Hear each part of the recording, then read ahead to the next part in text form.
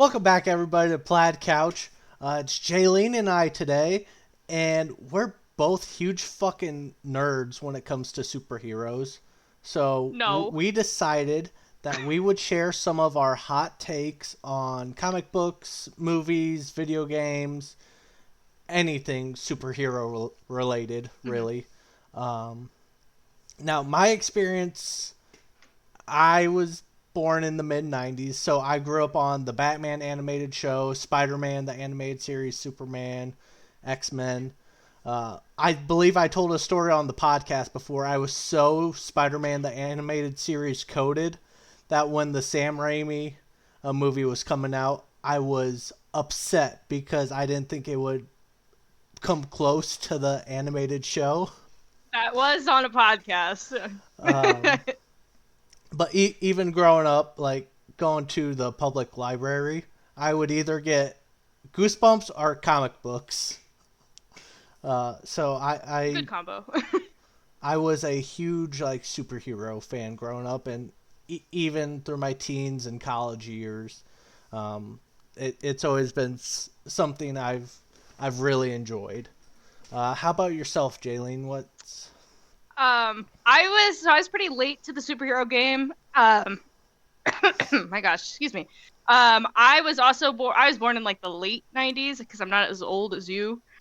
Um, but no, definitely at that time, like comic book movies and comic book stuff was geared more towards boys. mhm. So I remember like I had cousins and like my brother was big into like the Raimi Spider-Man movies, and I like just didn't care. I was like, I'll do Star Wars and Disney princesses, whatever. And I was on a family vacation when I was in middle school, and like this was probably like early streaming services, but like we were in the cabin in the woods, so it's like we had to watch physical DVDs. Mhm. And every night on the trip, we would watch a movie. And one night, one of my cousins picked Iron Man, 2008 Iron Man, Yep. and I didn't throw a fit because I wasn't like that kind of kid, but I internally I was like, I don't want to fucking watch Iron Man. Superheroes are dumb. I don't care. And then I watched it and I was like, holy shit, Tony Stark's awesome, and I was wrong. And then I like went back and Mhm. that's when like FX would play like the Phase One movies all the time. Like they would always play Thor, First Avenger, The Avengers, Iron Man, and I did a lot of work to get caught up. And then since then, I was just hooked on the Yeah. MCU. I was big in the MCU in high school. I went to all the movies in theaters. My Tumblr account was all the Avengers. Uh, oops, cringe. And then I got into comics, like actual comic books, like probably like 5 years ago. Mhm. But then I was a very casual comic book reader. So this year, I like got real heavy into like reading comics. So I'm a real Marvel fan now. It took me this long, but now I read comics and I watch the movies, and it's all I talk about, I feel like. That's So all right. yeah, Your hot takes will be specialized then, where yeah. mine will be more I will. broad. Yeah, I will say I'm definitely more Marvel pilled. I dabble in DC a little Mhm. bit. I have not read any DC comics, but I've watched some of the movies and some of the Yeah. TV shows. So I do have some DC opinions, but my Marvel ones are the ones you should really take to heart. I will get us started, and this, I'm, in my opinion, I'm going from like lukewarm to cold hot takes to the more spicy stuff. The first one is that the DCEU failed from the start because they tried to play catch up instead of building their own foundation. Okay, Because that's. Oh, sorry. Go ahead. if you think about it, the MCU's Phase One, Iron Man was a great movie. The Avengers was a great movie, but everything in between that was just kind of hmm eh. And Yeah. for the DCEU, Man of Steel at the time was like, all right, yeah, this is something. Um, and then it just was hmm slop here and there. Wonder Woman was good. Like there'd be some moments in there, but they were just trying to play catch up and hmm copycat with a lot of their stuff. Trying to, they were essentially the MCU's little brother, just copying what they were Well, doing, and it yeah, hurt them. because Avengers came out in 2012, and I think Man of Steel came out in 2013. So Yeah. it was. I think Avengers came out and they probably went, oh shit. um, but yeah, I agree with that, and I think a lot of people would agree with that also. They were trying too hard to be Marvel. We might get into this a little bit later because I know you brought up a DC point, but early like phase 1 and phase 2 Marvel is very much lightning in a bottle. Like it's gonna be hard to capture that again. Yeah. Like that build up to Endgame. And I think a lot of people have rose-colored glasses on when they look at the early MCU because now they talk about how bad it is. It's like Thor: The Dark World, I still can't sit through that movie, and it's like, so you can't glaze early MCU up too much, but what you're saying does make sense because it's like they were trying to get to Avengers Iron Man level like right out the gate, and then you come out with Man of Steel, which what you referred to it as like it was something. That's like the best way to describe that movie is it is something. It's like I see what they were going for, but yeah. And here's what I will say: Zack Snyder and his directing style is like each frame is an art piece, and you know that's great. The storytelling though is just, it's like visually, yes, stunning, but you need some stuff, some substance to these stories. I remember really liking Man of Steel when it came out. And upon rewatch, I was like, ooh, wait a minute. I don't know about this. I see the appeal. A lot of people still really like that movie. Yeah. And which is fine. Yeah, I get it. It has its audience. I prefer the new Superman more because that is very much the one I remember growing up with. Not quite the Christopher Reeves one, but it was very much that farm boy who's trying to do good in the world and be that safety net. I liked the Superman movie that came out this year because it let itself be a little gimmicky. Yeah. And I feel like you kind of need that for Superman. Like, you can't take Superman that seriously. But, no, I think that's a good point. I don't think you'll get flack for that. So what is your first hot take? My first one, I feel like might piss off some Marvel people, but that's all right. I don't think it's a hot take, though. I think you'll probably agree with this. I know that there's a lot of comparisons between Marvel and DC, them ripping each other off. Yeah. A lot of times it's Marvel ripping off DC, but we won't get into that. And it's always like, oh, like who's Marvel's Superman and blah, blah, blah. And I see this on Reddit all the time with people who are trying to find who Marvel's like equivalent to Batman is. And Marvel does not have a Batman. Like nobody in Marvel touches Batman just like based on like just his aura, his vibe, his way that he stays in pop culture through like decades, his prominence, like nobody in Marvel can touch that. Spider-Man, as far as like fame, could probably match it, but Spider-Man is nothing like Batman. I was gonna say they are two very different sides of the coin. Yeah. Batman and the Bruce Wayne alter ego, that rich billionaire who's like better than everyone. You know, he's so smart and everything. Where Peter is more of the average man. You know, he's struggling to pay bills. You know, his relationships are ruined most of the time in the runs. You know, he's still a very genius level person, but it's too very like. Yeah, and I know Batman gets the Tony Stark thing all the time, and I never like that argument because it's like they're both just billionaires. Yeah. They're so different to me. Not only like how popular they are, because Iron Man was not that popular until 2008. Yeah, and even now. It's like it just the power that Batman has in pop culture just over time. I don't think anybody can touch it, and I think it works because, like you say all the time, like he's not a hero, he's a vigilante.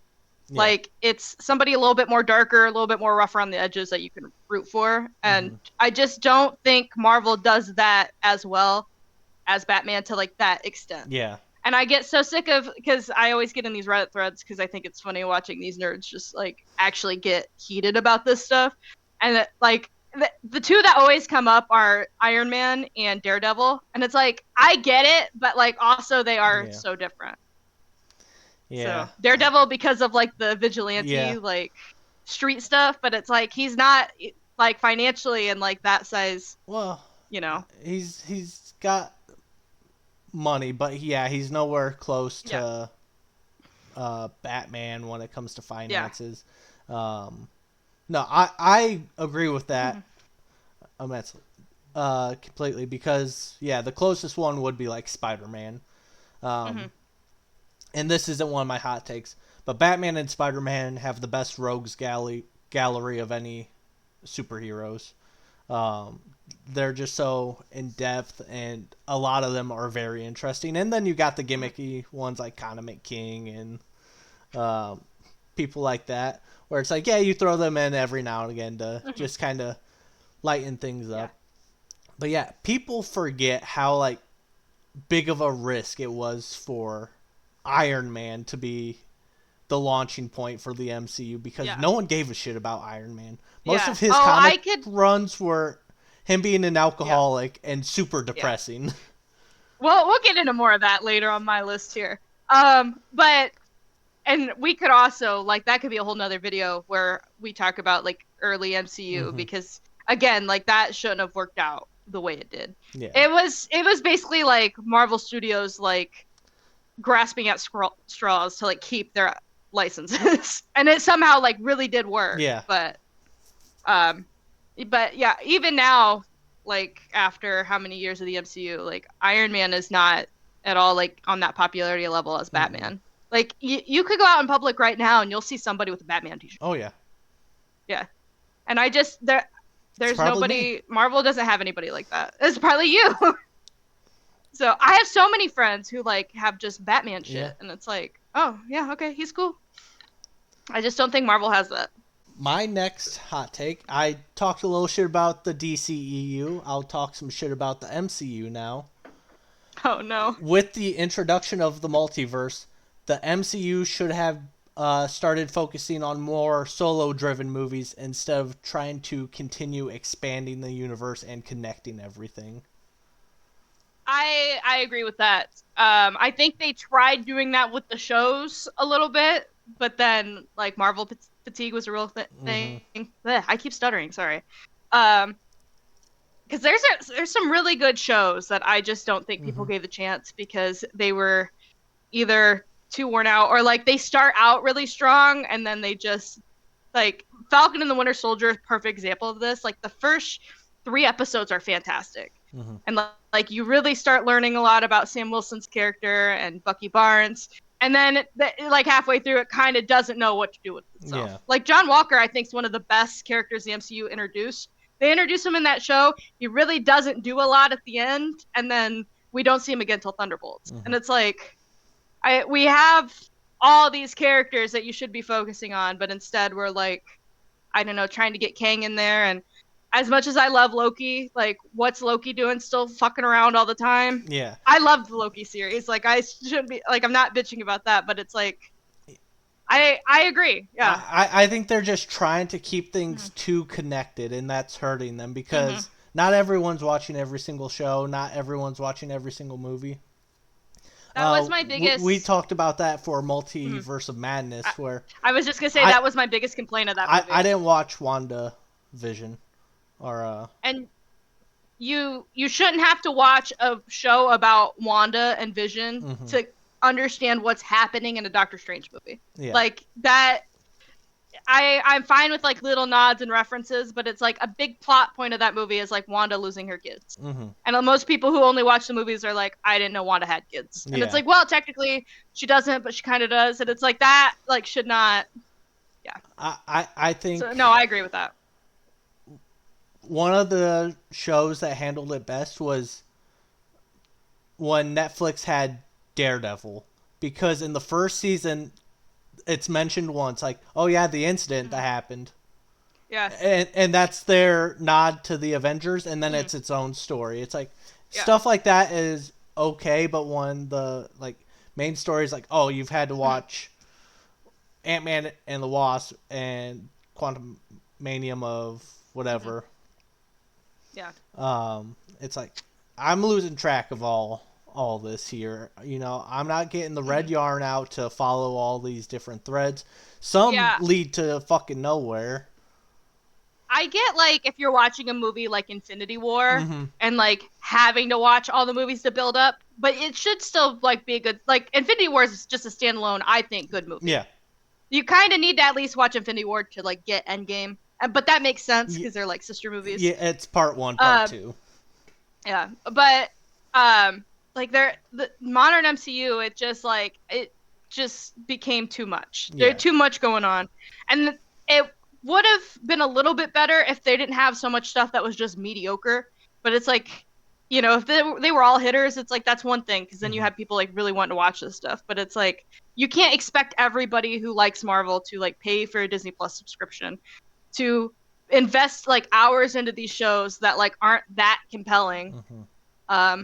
Just to know what's going on in your next movie. Like I don't know. I felt like they're starting to get the hint a little bit because Fantastic Four was just not connected to like the universe we're in currently in the MCU.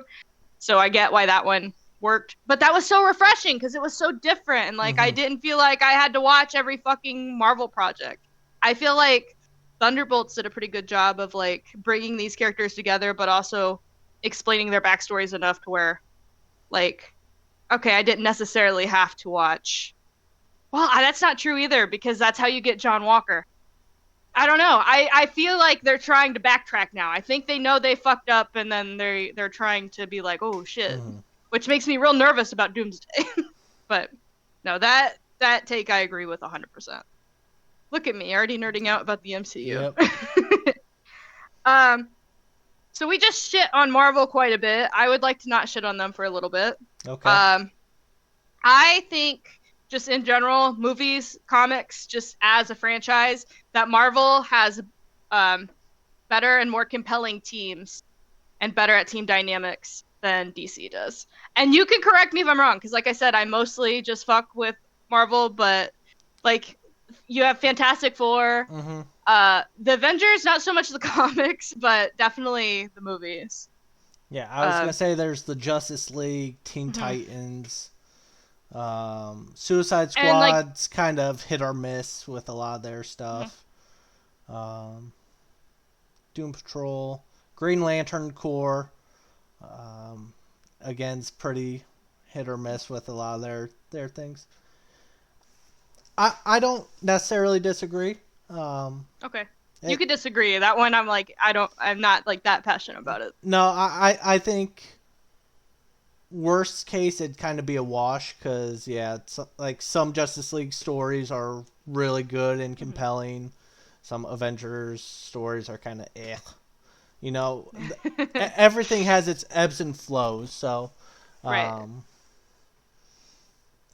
Yeah, an interesting take, but I also understand you know the Marvel world a lot better than the DC one, so that's I think also too, and you can correct me if I'm wrong on this, but as somebody who is a casual DC fan and like started liking Marvel very casually also, I feel like getting into like a Marvel team like that, like in this day and age, is a lot easier. Yeah.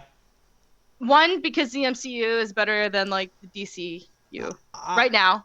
I also think it's because a lot of Marvel stuff is fit around kind of the same world. Like a lot of them are New York City. And about everybody is in New York. Yeah. Marvel. Where DC, there's different art styles, different settings, so they all kind of have their own thing. Like if you see Batman standing next to Green Arrow and his Robin Hood get up, you're like, why are these two hanging out? Where Marvel's kind of figured out a way to have the different characters, but all kind of look like they're from the same world. Yeah. So, no, that's fine with me. I just think it's just more easier, Jesus Christ. I think it's just easier to really get in that team mindset.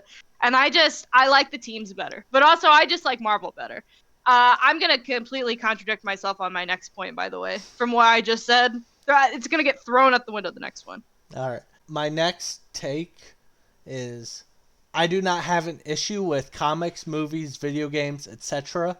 changing origin stories or key moments of characters as long as it fits the overall story being told. I'm gonna skip to one of my points because it's almost like verbatim what you just said. Where's it at here?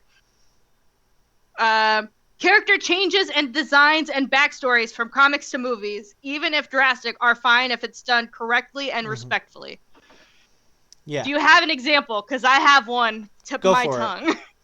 Guardians of the Galaxy is so fucking different in the comics, but oh man, does it work so well in the MCU? Yeah.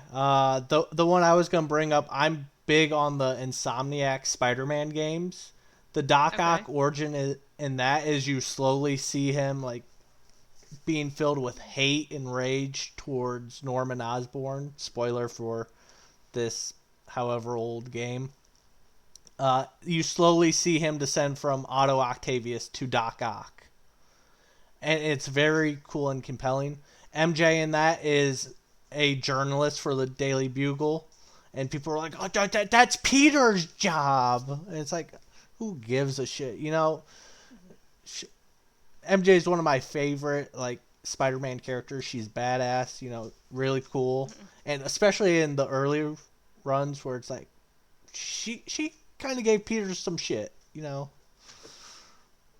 But yeah, Guardians is like the key example where it's like you don't need to follow everything to a T. It's okay to kind of stretch things out a bit and build things to work for you. It's again going back to that Superman movie that James Gunn did. His parents and their message, where it's the whole, is it corrupted, is it not? Yeah. And, you know, I was one of those people, it's like, oh, they're going to reveal that it's not, and then they quickly went, no, that message is real. And you're like, oh, shit, you know, I'm not used to that. Yeah. And it's kind of that existential crisis there, but it helps build to the overall story that, you know, his parents are really Ma and Pa Kent. And you have that nice moment at the end.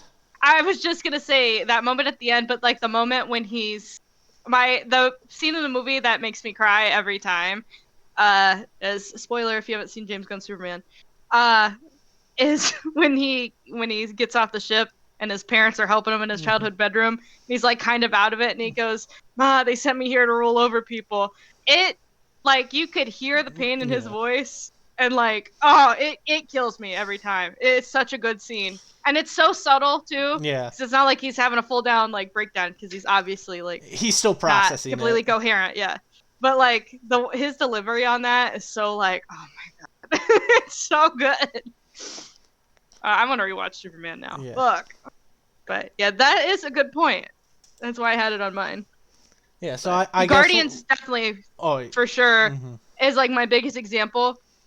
Because, like, none of those characters are the same in the comics. Like, they definitely took some liberties on all of them, but it definitely paid off. And now, like, a lot of Guardian-centered storylines, and I don't read a lot of comics that have the Guardians. I read some stuff with, like, Adam Warlock and Gamora. They quickly tried to change the characters to fit more with the MCU and Guardians. But now it's like modern Guardians now, it's like a lot of what happened in the movies because that's what people are familiar with. I told you this one time, but one of my favorite things too, not to get too into Guardians, but Sensational She-Hulk, the run from like the 80s and 90s. There's this one part when Jen Walters gets stranded on this planet, and they have just like a throwaway character that she runs into that's like frozen as a statue. And one of, like, her gags is she gets stuck with, like, these background heroes or, like, just, like, she has a whole, like, 3-issue run with Howard the Duck. And it's just basically, like, her editors, like, shitting on Jen Walters because no one's buying her comics is kind of the bit. Yeah. And at this one, it's like, it's the Rocket Raccoon. What's he doing here? Nobody knows who he is. And it's funny, like, reading that now when it's like most people probably are more familiar with Rocket Raccoon than they are with She-Hulk now. Yeah. It's funny how things change, and that wouldn't have been the case if James Gunn didn't completely change Guardians of the Galaxy. But it works. That was my point, so I'm gonna adjust mine to sort of not really counter that, but on the other side of that is an example of when I don't like when movies and shows do that is when it's bad. Is like that's almost worse. It's like, why'd you even touch it if you're gonna make something bad? Big example of that, Fan Four Stick. What did we do to the Fantastic Four? Why did we even bother? We're not even gonna like try to do something compelling with these characters. Yeah, they heard dark and gritty, and yeah, what a tough movie to get through. My biggest one, and I'll get to this point a little later as well, but Tim Burton's Batman, having the Joker be the one to kill Bruce Wayne's parents, is something I've always hated. It never made sense to me. I don't think I've seen that one. I haven't seen a lot of Batman. Michael Keaton, Jack Nicholson. Oh, yeah. My mom's gonna be mad. That's my mom's favorite Batman. It's Michael Keaton. Okay, yeah. I have heard you have that complaint. Yeah. And we'll get to that movie here a little later on. Okay. But I guess since you kind of had your point as well, I'll get to my next one. Yeah, that's fine. My next one. I don't care if Robert Pattinson is or isn't the Batman of the DCU. Both arguments make sense to me. I was gonna put literally the same thing on mine. And I'm like, I don't know if that's a hot enough take. Because I will say, the minute I left Superman, I started getting edits. I'm completely taking your point here. Sorry. But it was almost on my list. Yeah. The minute I left the theater and got on TikTok, I had so many TikTok edits of like James Gunn Superman and Robert Pattinson Batman. And I'm like, they would be perfect together because the movies are so opposite. The characters are so opposite. That would be interesting. But the more I sit with it, it's like, no, I'm kind of fine if they don't interact. Actually, I'm good. Yeah. Like, they're both great movies. They're both great characters. I'm cool with it either way. I was going to say, if they wanted the night and day aspect of these two characters, then, yeah, those two worlds are perfect, showing the difference between Metropolis and Gotham. But also I understand if they want to have a Batman that's more fitting for the world they're establishing in the DCU. And people aren't dumb. They're not going to get Robert Pattinson confused with the DCU Batman if it's someone different. We had Joaquin Phoenix's Joker movie coming out at the same time. Jared Leto was the Joker. No one was like, well, isn't he supposed to be in Justice League? Darka. I will say, too, as someone who doesn't know a lot about DC Comics, Robert Pattinson's Batman doesn't seem like he would be a good fit as a member of the Justice League. Yeah. Because he is so, like, lone wolf, and I could see maybe, like, if he buddied up with Superman, maybe changing his mind. And that would be cool to see. I'm like so 50-50 on it now. It's like, I'm cool either way. Yeah. And I trust James Gunn to make the right decision going forward, so let him do his thing. I don't care. And if all else fails and it's bad either way, I can always go back to the MCU. So I'm good. I'll always have the old MCU movies. I'll always have Phase 1. I'm not a new MCU hater. I like Thunderbolts. Okay. I'm glad we had like two almost identical points, even though I didn't have that, but I left it off. I'm gonna skip down to one of mine. Okay. Because it's also about James Gunn's Superman. So let's just keep glazing that movie, why don't we? Nicholas Hoult as Lex Luthor is one of the best live-action villain casting of all time. Like, he is up there with like Heath Ledger Joker to me, and people can fight me on that. It was so well done. No, the minute his bald head showed up, I was like, oh, this is gonna be gas. I remember seeing a lot of comments of the movie saying, people are like, seeing David Cornsweet as Superman wanted me to be a better human being, have that hope, have all this. Seeing Nicholas Hoult as Lex Luthor let me know I'm not hating my enemies enough. Yeah. I think Matthew, like our friend Matthew, like the people don't know Matthew. Matthew, who's on this channel. Yeah. But I think he was inspired to be more of a hater because of Lex Luthor. And hey, good for him.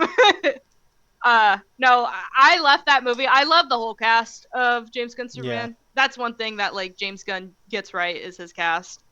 But man, Lex Luthor like just stuck with me. Like he is so menacing without being like a big tough guy in that movie. The scene when he's walking, what is it like? Is it on Krypton to get to the big Superman's big fortress? Antarctica. I don't know. He's from Krypton. Jesus Christ, I'm gonna get roasted. I read Marvel. To the Fortress of Solitude and just aura farming. Oh my God, the trench coat and the glasses. Oh, it's so cool. How do you make Lex Luthor so cool? Jesse Eisenberg could never. No. Some of the best comic stories would make the worst live-action movies. I got a point that goes with that, but it's not quite the same, so I'll save it for my next one. Yeah, I agree with that. Oh, I agree with that. Like, I'll just focus on some Batman stories right now. I don't think The Dark Knight Returns would make a good live-action movie because it's a Batman very late in his career. So, if you're trying to make that a one-off, audiences are just not going to buy it as much. I know Warner Brothers does a lot of those like stories as animated. Like another one is The Killing Joke. I don't think that would succeed as being the main focus of a live-action movie.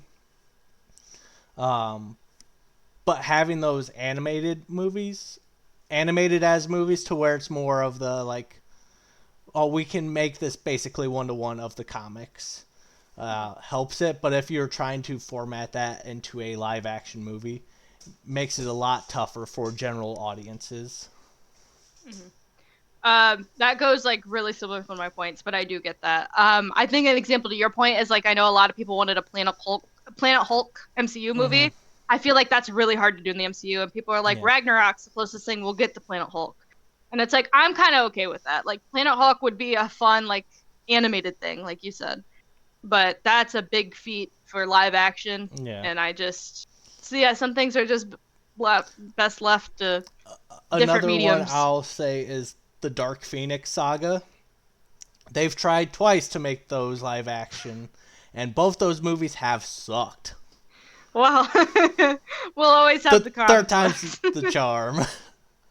I'm going to go straight into my next point because it is like basically yours. Just mine is, let me see here. I'm all over the place now because I'm now picking my points based on how similar they are to yours. Some comic book characters shouldn't be brought into live action movies. So kind of the same thing. I really like Beta Ray Bill. I think he's a really interesting character. I don't see how he fits in the MCU. You think he has some good stories? I would love to see, like you said, something animated with Beta Ray Bill would be awesome. Like, give him his own little animated series. I would eat that shit up. And he's got such a niche, like, fan base. I think it would be perfect for him. And a lot of people, because that was another thing, is, like, his head is sculpted on, like, the big tower in Ragnarok. And everybody's like, I guess that's the closest we'll get to Beta Ray Bill. They keep, like, hinting on him being in the movies. And it's like, I don't need Beta Ray Bill in my MCU. Yeah. We got enough shit going on. And I have my own problems with the Thor movies anyway. Like, well, I'd say okay. This. I haven't seen the Loki show yet, but I know there's variants of Loki that pop up. If Beta Ray Bill made like a cameo appearance in one of those episodes, do you think that would be sufficient enough? Just being like, oh, this, because I think he's kind of a Thor variant, but kind of not. Right. I think it would be a fun nod, but like I think it would be just really cool to get just. I want a Beta Ray Bill animated series. This is me pitching to Marvel that people want that. And my other example, because I am a She-Hulk lover, but I did not like the show. I'm not going to say like it's the worst thing Marvel ever put out because it's not Secret Invasion. But like that, what they were kind of going for She-Hulk, I think would have worked better animated. Like you can do a lawyer show with like her doing case by case, with her like twerking with Megan Thee Stallion. That would be so fun animated. I feel like DC has definitely done better with their animated stuff than Marvel. Oh, yeah. Not to like get into the whole animation thing, but it's like Marvel could be doing so much more with animation, and they just don't. Like They've X-Men started '97 to was now good. a little bit. Yeah. Like the Friendly Mhm. Neighborhood, Spider-Man. Yeah. Um, what If is kind of the, I loved the first 2 seasons of What yeah, If, and then it just became like Captain Carter and yeah. Friends. And I'm like, what are we doing? There's so much you could do with it. Um, Yeah, yeah, they could do anything, and they're like, let's make it really niche. yeah. Like there's some really good episodes, but then it's like, what if Howard the Duck and Darcy Lewis had a baby? It's like I don't need to see that. We have so many characters we're not touching. I don't care about that. The line of coke in that office must be huge. Easy. So no, I agree with that. All But right. So my next point, kind of bouncing off the Planet Hulk. The Incredible Hulk is better suited to have a video game series over a solo movie franchise. okay. Because you are able to kind of delve into that Planet Hawk. Yeah. Maybe not the first game, but, you know, his mechanics would be really easy. Jump, punch, slam things. You can introduce, like, Abomination and a lot of his other villains where you can take time to develop them and not really have to Yeah. focus on Bruce Banner / the Hulk as having to carry this, where you can have more of an open world. That's true. I kind of agree with that. I think there's potential to make like good Incredible Hulk movies, and it's just like nobody seems to know how to do it. There's also weird licensing with the Hulk too, Yeah. because like Marvel Studios isn't allowed to like make Hulk movies. Mm-hmm. That's why Captain America: Brave New World was so weird, because that was basically like the Hulk 2, Yeah. Incredible Hulk 2, which I'm not even going to get into. There's too Hulk much to get Tua. into. Shut up. But I think there is room for a good Hulk trilogy. If it, you got to be careful with it though. Bruce Banner and the Hulk is such a delicate character, I think, to get right. But a video game would be cool. Mm-hmm. But I think if you really got the right people attached and like, just are, yeah, I don't know. I just would love to see the Hulk have a good movie, at least one. We've gotten close a couple times to like, oh, okay. But yeah, now to my next point. Let's get back into some DC. I was just talking about the teams earlier. I'm going to completely contradict myself from earlier. Teen Titans is the most accessible superhero team for the youth to be invested in. Oh, yeah. And I think for the biggest point is they were on Cartoon Network. But then also you have the kid aspect, and I think they are just a better kid team than the Young Avengers ever will be. And I like Young Avengers, the concept's cool, but and we're like late 90s, early 2000s kids. Teen Titans is so gas. Like the original series on Cartoon Network, it's so good. And you feel that they're teenagers, but then also they have all these big world problems. And just the dynamics in that team, like you can tell they're all friends, they care about each other, but you also see them getting on each other's nerves. But it's like if teenagers had to live together. Yeah, absolutely. I think it's just you show Teen Titans to a kid, and it's going to be really easy for them to like latch onto the concept and the idea. And I did not like superheroes growing up, like not till I got to like middle school, but I was a kid who watched Teen Titans. Mm-hmm. I was like, oh, like that's Starfire's like my favorite superhero. Like awesome. And even Teen Titans Go, I don't even have a problem with that show. I know so many people It's do. fun for what it is. Yes, it's like you just take it at face value because obviously it's not the Teen Titans we grew up with. But like that was like a really good like in-depth story, but it still had its fun moments. Teen Titans Go is just kind of a wacky little cartoon series. Yeah. But I was babysitting at the time that show was big, Teen Titans Go, and the kid I would babysit would watch it all the time. And I was like, this is still fun. Yeah. And then they had Fall Out Boy on an episode. You expect me to not like it? Come on. But yeah, I think if you're a kid and you watch Teen Titans, it's going to be really hard for you to not. I mean, most people my age I talk to, even if they're not big superhero nerds, they're like, oh yeah, I fuck with Teen Titans. So my last point, throw it out the window because Teen Titans is fucking awesome. It's like one of the best comic book teams. Yeah, I wholeheartedly agree with that.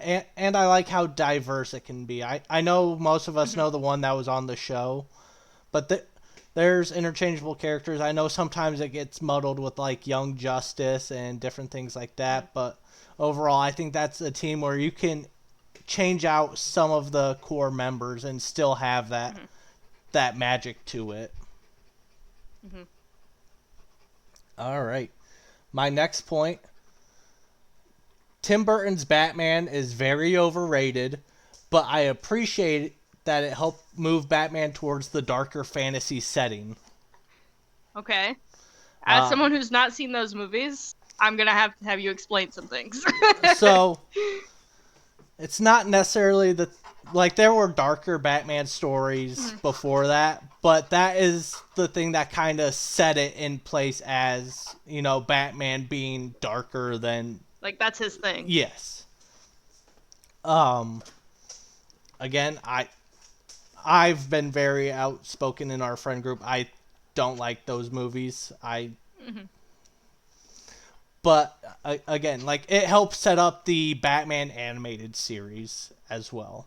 Help getting that mood and tone right where, because during the Silver Age, it was very much still comical, not necessarily the Adam West level of things, but still very fun and games going on. But then that took it to where it's Batman's this gritty detective hero. My next point here, I'm going to try not to talk about for hours and hours and hours. But nobody was right in Captain America Civil War, the movie. The comics, different story because I can't even get into the comics. We'll be here too long. But the movie specifically, that is one of my favorite things about that movie. It's my favorite superhero movie just of all time. I could watch it constantly and not get bored of it. One of my favorite things about it is how clearly you can see both Iron Man and Captain America's motivations and understand them, but also see the flaws in each of their points. And it's a sign, I think, of a good story that I still see people argue about it on Reddit and TikTok to this day. And they get heated about it. Because I see all the time, it's I don't understand how anybody can be Team Iron Man. And then they'll be serious. And it's okay, well, Steve Rogers also did some really dumb shit in that movie. Team Cap for life. I will say it's good marketing, though, because I remember when that movie came out, I had friends, you would get heated about it. I was a Team Iron Man defender. I'm old enough now that I can see that Tony Stark wasn't right all the way. I'm still probably Team Iron Man, but I'm sorry. Can we not be friends anymore? I will say they crafted it very well to where it's like you said, no side is 100% right in that story. And that's a very tricky thing to do. But yeah, they marketed it very well with the Team Cap, Team Iron Man. Although Team Cap definitely got shit on in the hero department. Honestly, yeah, come on, you got what? I mean, Vision can take out most of them. They at least have Wanda. Yeah. Wanda's definitely carrying. The artwork in a comic book has a lot more merit on whether it's a good comic or bad comic over the writing. You and I have had this discussion, and yes, I 100% agree with that. I have read stories where it almost takes me out of it completely because I don't fuck with the art style. So, yeah. And a lot of times, I'll want to read something because of the art style. One of my biggest examples is probably early Avengers. The stories are so weird and just not that compelling, but something about the vintage 60s style of comics is so fun. Avengers is just such a wacky run too, where I just can't help myself. I just started rereading the first Avengers. It's just it's so weird. But I agree with that. is such a huge part of reading comics. Exactly, because you're putting at least half your focus on that artwork Mm-hmm. while you're reading Yeah. the bubbles and text. Mm-hmm. But yeah, I mean, I will just look at stuff, and if the artwork isn't appealing to me, it's a lot harder for me to get into Mm-hmm. the story because it's like it just looks muddy, or I understand what they were going for, but they missed completely. Mm-hmm. There was a DC artist a while back who was working on a story, but a lot of people believe that he used AI art. Oh no. Oh no. And, and Well, you can kind of tell where it's like, yeah, this is something's not yeah, right. something's looking. off. Yeah, Yeah. that uncanny valley. Mm-hmm. And sometimes that works, but most of the time, for me personally, it's just like, it's like there's an Arkham Asylum story. Oh, I can never remember the name of it, but it's a very like, not necessarily watercolor, but a very dramatic art style. Mm-hmm. And it can be appealing, but to me personally, it's like while reading that story, I was just Mm-hmm. kind of thrown off. And overall, it's a good comic book, but it's not one I'll go back to just because it's like, do I really want to look through all that again? Yeah. There's I'm like reading a Daredevil series from the 90s, and it's one of those ones where it switches off like writers and artists like every so many issues, which is kind of hard to adjust to every now and then because you'll finish like a big section of a story and then it's like complete 180 and like Matt Murdock looks different. But some of like my favorite comic book artwork that I've come across is from this Daredevil run. But then like the next artist will come in and it will like just look, and it's not even bad. It's just a like I just 180 saw on some what it was. really like compelling art that really worked in favor of the story. And then it's just like regular like 90s comic book shit. And I'm like, whoa, wait a minute. And it's like, I'll power through it, but it's like, it's definitely more compelling when you have just really good art to go with it. Mm-hmm. And I mean, not to get all like artsy or whatever, but like it's still art and art's supposed to like make you feel things. And if you, it just adds to it if you get that feeling from the art also. And you're not going to be as compelled if the art that's on the page doesn't really reflect what's happening. So, no, I agree with that 100%. I'm going to go back to Captain America in his MCU arc here. This is probably my hottest take on here because I see this on the internet all the time too.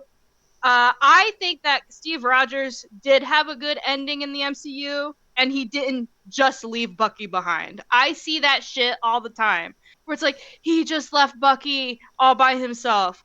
Newsflash, Bucky's a grown-ass man. Like, I don't think it's not like he just left some child behind. A few Bucky's points. Just a little boy. He's just a little boy, just a little 100-year-old boy. My first point to this is it is a movie franchise, and how many movies do you really expect Chris Evans to be part of? Like, it had to end at some point. As much as I hate to say it, like, he couldn't have done it forever. My second point is when you watch Endgame, when he's saying goodbye to like Sam and Bucky, you could tell that Sam like thinks he's gonna come back. Like, Sam worries when the Hulk can't get him back right away, and Bucky's just like hanging out. And Bucky's like, you could tell he's upset like beforehand. It's so obvious to me in Endgame that Sam had no idea he was saying, and Bucky like got a heads up. Like, I don't know how people think that it's like he thought he was gonna come back. It's like, watch the movie and tell me that, because literally he didn't come back, and Bucky did not give two shits. He was not worried at all that time thing wasn't working. So clearly he knew. And there's a scene in Falcon and the Winter Soldier when they're talking about like the effects of a black man carrying the shield. And Bucky says, he goes, when Steve said he was going to give you the shield, neither of us thought about the implications of it going to a black man. So it's like, clearly they had a discussion about, hey, I'm going to give the shield to Sam. Yeah. It's like, I in my head, I assume that Steve was like, okay, I'm going to return the stones and I'm going to go back and stay in the 40s. Let me ask Bucky if he wants to go back with me. And in my head, it's like Bucky just I mean, and what's Bucky gonna go back to He's after like, like I can't go years back of to the brainwashing? camps, or else I'll have to go to Argentina. No. But it's like I always just assumed that they had this discussion and Bucky decided to Yeah. stay. Bucky probably is like, I have shit to work out here. My He's like, brain's Cap, a mess. it'll be too suspicious if we both go to return the stones. I guess I'll stay behind. But I see it all the time too, and especially since like I'm obsessed with Bucky Barnes all of a sudden. Yeah, I know. But it's like I'll see these TikToks, it's like I can't believe he just left Bucky here. Like that's not a character for Steve. But also not to be that person like in the comics. But in the comics, like they part ways quite a bit. Mm-hmm. Like there are so many Bucky stories where like he is just doing his own thing away from Captain America. And I don't know. I thought it was a good ending for Cap. I thought it made sense. Every movie leading up to that is him missing Peggy, so of course, like he'd want to go back and be with her. And then they're like, the other point that people make, it's like, I can't believe he lived all those years and didn't help Bucky. And it's like, did you watch the movie? It starts a new timeline, a new little branch when he stays back. Maybe he created a new future where he went and saved his boyfriend and they all lived happily ever after. Like, I don't know. I don't think Steve Rogers just like stayed in hiding after going back to the 40s. Maybe like he did another Nomad Cap run and like, I don't know. People get so heated about that. It's like he left him and it's like Bucky is fine. I promise you he's okay. He'll be fine without his boyfriend. This next one, I know you won't know like a whole lot about this because it's based on DC, but this could be my hottest take. I'm gonna pretend I know and I'm gonna react like I do. I hate the Dick Grayson, also known as Nightwing, and Barbara Gordon, who's Batgirl, as a couple. I prefer Nightwing with Starfire because I grew up with Teen Titans, so that's what I knew more. And if Barbara was to have a love interest, I honestly don't think she needs one. I think they should explore that with the second Robin, Jason Todd, more, because I think that would be more compelling. I only know about this because you told me about it. Yes. Because I said that I keep getting Nightwing edits on my TikTok For You page, and I don't read DC Comics. Yeah. But yeah. Yeah, I don't know. It was essentially their relationship started because he was Batman's sidekick. They introduced Batgirl, and they're like, well, even though this is the like 50s, 60s, it'd still be weird if Batman and Batgirl were a thing. So Robin and Batgirl are dating, and they just got thrown together. But yeah, people are like, oh, that's who they need to be together with. I, again, don't think Barbara needs a love interest. I think she's a very interesting character on her own. But I think at least exploring the friendship thing with Jason Todd, because they'll have stories every now and again, and then they try to fit a lot of stuff in a very short run, and it feels very forced. And a lot of people write Jason Todd as episode 2 and episode 3 Anakin. Okay, that helps me. That helps me a lot, actually. Where it's like, this is some like corny dialogue, my guy. But the easiest connection point for those two is Jason was killed by the Joker, Barbara was paralyzed by the Joker, and it's like, you understand where both their mindsets are coming from because they handled it very differently. But then you build off that. That cannot be the only aspect of the relationship, friendship, whatever it is. Because then that becomes very one note and very stale. And then you're also like, are they just like trauma bonded together? And it's very uncomfortable. But where Nightwing's more of like a player, he's very much like... didn't you tell me that he cheated on Barbara Gordon? Okay, yeah. I thought you'd said that. Yeah, he's depending on the run, he's either like a bachelor type where he's just slinging dong, and then he'll like go crawling back to Barbara. Okay. But I just prefer him with Starfire. Yeah, well, that's like one of my favorite comic book relationships with Starfire. and Robin. And also like Barbara Gordon seems like she's too good for that. Like the whole I'm an asshole, but I'm gonna come back to you anyway. Nah, not my girl Barbara. She deserves better. But the little that I know about DC. So I will say I agree, even though I don't actually know that. All right, my next point here. I've got another MCU one. Are you ready? Yep. The Black Widow movie doesn't suck. It's just really mid and forgettable. I see a lot of people say it is like the worst MCU movie. It's fine. I can watch it and like be entertained. I think it has a good cast. I like Natasha Romanoff's one of my favorite just Marvel characters. So anytime we get to see more of her, I'm happy. Florence Pugh has become one of my favorite actresses. She's great in that movie.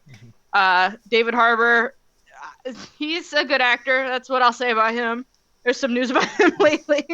I think it has a fun cast. I think it has an okay premise. I wish Natasha's one of those characters where it's like we could have done so much more with her.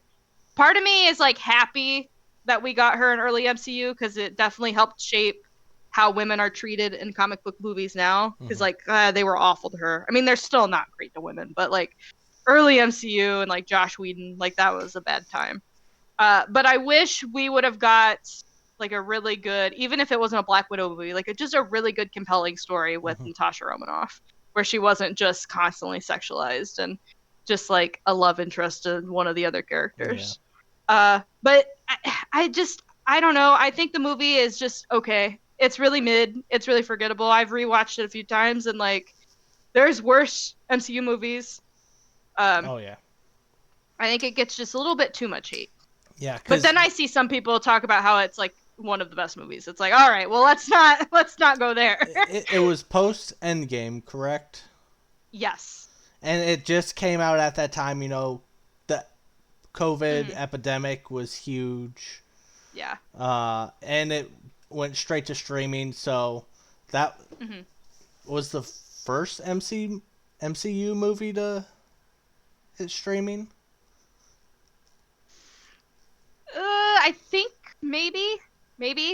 Don't quote me on that. Yeah. I remember I rented it before it came out. Like I paid for early access because I had people over to watch it, and like you guys were like, it was fine. It's just a forgettable movie. It's not good. It's not bad. It's just. There's definitely worse movies. I think it gets a lot of shit also because, like you said, post Endgame, but also I think just. People hate women, I think is a lot of it too. Not to get into that, but I think if it was like, you can cut it out. I don't care. But yeah, I just think that movie gets too much shit. It has its moments. It's fun. I don't know. It gave us Florence Pugh in the MCU, so I'll always be grateful for that. And David Harbour. Well, cut that out. I'm sure he's great on set. Yeah. There's some more news about him too that just came out this week. The next take I have: superhero fans are the worst. Mainly Deadpool and Batman fans. It's you. Deadpool fans are the worst because Comic-Con, I've said this so many times, I've probably said it in a Plaid Couch podcast or video, where Deadpool fans believe they are the main character. Like, they will just go up and try to do some dumb shit, where they think it's funny. It's really like, dude. Well, they like to think they're Wade Wilson. Yeah. Like, they're not. And then Batman fans are the worst because they don't think Batman can lose. And as a teenager, that used to be me, where it's like, oh, Batman's just so smart. In my old age now, you know, it's like, I want them to have to struggle a little bit to where it's like, you know, not every day's a cakewalk. But they're like, oh, he's just so smart with prep time and all this. It's like the debate of who would win, Spider-Man or Batman. You know, it's like, I don't give a fuck. I think Stan Lee said it best: who's ever writing the story decides who wins. And it's like, you could make an argument for any superhero on who wins. But whenever it comes to Batman, they're like, no, he can't lose. You just validated me as someone who like was a teenager with Iron Man as their favorite superhero, and I was surrounded by like, and Iron Man, like I said, always gets compared to Bruce Wayne, and like they are so not the same to me. But I get the comparison, and I had so many friends who were like Batman stans. Not so much but we also like didn't talk shop like this so much in high school. But like so many of my friends at the time were like, would honestly be so shitty about it, and they're like, Iron Man ain't shit, blah blah blah, and I'm like, can I just please like a character, like please? I'm sure there's some scenarios where Iron Man would beat Batman. I think most of the time Batman clears, but you know. And like Endgame Iron Man, come on. But I will also say to this point, the superhero fans who like get so frustrated when someone doesn't know every single piece of the lore. It's like, who gives a fuck? You know, honestly. That goes with like the people too who like you can't be a fan if you don't read the comics. Yeah. It's like if you just casually watch movies and you say you're a fan, that's cool with me. We could talk about something. I might like make a reference to a comic just as a talking point, but I'll never like shit on somebody because they don't read comics. Because who has the time? And there's so much. But yeah, I agree. There are some really shitty comic book fans, superhero fans. Just out of curiosity, who do you think are like the best fans? Like, oh, they're a fan of this superhero. This is their favorite. They're pretty chill. I have one that I'm thinking of, but I don't want to glaze this person because they already have too big of an ego. Oh my God, I'm trying to think. Who's yours? I feel like Wolverine fans are pretty chill. But then you got Burguy, but Burguy is not weird about Wolverine and superhero stuff. He's just weird about other things. He's chill when it comes to comic book talk. Yeah. X-Men is like, kind of that... I will say X-Men fans are usually pretty chill, I think. Yeah. For the most part. Like, compared to, like, Deadpool fans and... Yeah. There are a lot of MCU fans that are really fucking annoying. Yeah. Like MCU, like... It's either MCU glazers who it's like people are like, Thunderbolts is the best superhero movie of all time. It's like, no, Thunderbolts has its flaws. It's a good movie, but... And then you have the ones who... like shit on everything the MCU does, and they're just as annoying. And it's like, can we just critique the movies as they come fairly, please? Like, they're not all bad and they're not all bangers. So yeah, we could go on about shitty superhero fans all the time, but if you're a fan of the X-Men, you're chill and we rock with you. Unless you're an asshole. Hey, you've had to put up with so many bad movies. Honestly, yeah, that probably is a good point. God, how relieved were they all when Logan came out? And then they probably all cried through it. All right, what's your next? That's a good point. So we could go on about that one forever, probably. Oh, I was just talking about Iron Man. This goes for the movies, but I think mostly the comics, just from comics that I've read. Tony Stark isn't supposed to be a likable and good guy all the time. That's what makes him an interesting character. And kind of that point, like, I would have people talk shit about me about Tony Stark. A lot of him in Civil War, too, is him being an asshole. Yeah. I like Tony Stark because I think not only is he relatable in that way, it just makes him interesting. You don't want, like... it works for Steve Rogers to be, like, the good guy all the time, but I don't know. I think seeing Tony Stark sort of struggle with both sides of himself, too. He's got some really good comic book runs where it's like he's kind of an asshole and, you know, he's not a likable character. Like, you brought up, like, his stories when he's, like, a drunk and he's dealing with his alcoholism, and it's like, that's what I like about Tony Stark, is, like, he is so flawed, and he just feels like a real guy who's just trying to get by with what he's handed. And when you think about it logically, too, it's like this guy was, like, born into generational wealth, and, you know, all of a sudden he's got an arc reactor and he's trying to figure shit out. You know, he has this, like, life-altering thing happen to him. you're not gonna react to that 100% the correct way. Like Yeah. you're gonna make some mistakes. You're gonna have some issues. And I like, especially the MCU, because the MCU, and they sort of do it towards the end where they make him like mostly just a good guy and like learn from his mistakes. But like the first couple phases is like you see him struggle a lot and like really mess up. I know Iron Man 3 is not necessarily a good movie, but like I like that they explored like his PTSD and Yeah. his anxiety in that movie. Like I just think he's really interesting because of all his flaws. And somebody like Tony Stark would be an asshole. Like he's got the ego for it. Like I think it works for him. That's why I'll always like Tony Stark. If he was a real dude, I probably wouldn't fuck with him. I'd be like, fuck that guy. Donate your money. All right. My last hot take. Sony should re-release Morbius one more time in theaters. I was busy those days.